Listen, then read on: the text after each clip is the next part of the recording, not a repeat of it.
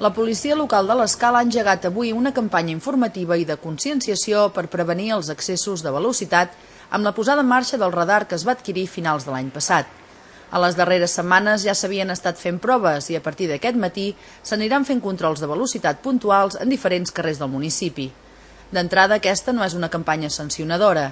En aquest sentit, els conductors que superen el límit permès són aturats i se'ls informa de la velocitat a la qual circulaven i de la conveniència de moderar-la.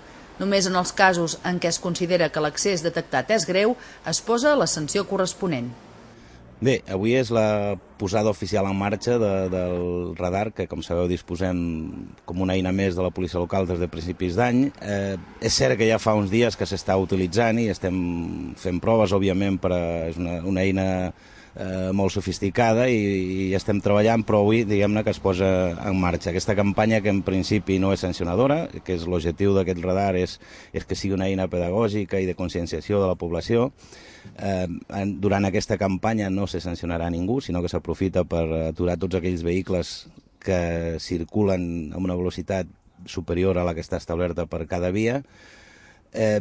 Podem constatar en aquests dies que realment no es detecten grans excessos de velocitat. Ja ens ho semblava, ho teníem clar, però sí és cert que en una població sempre hi ha un percentatge molt petit que quan supera la velocitat i algú el veu sembla que en aquella via es corri molt, no?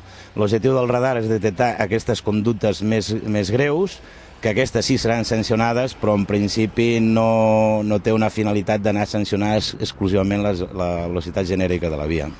L'ús del radar no respon a l'existència de cap problema greu que s'hagués detectat, sinó a la voluntat d'actuar de forma preventiva i detectar i intentar evitar la repetició d'aquells casos puntuals en què se circuli de forma temerària. El radar, a més, permet a la policia local fer estudis sobre el flux de trànsit dels carrers en cas de considerar-se necessari.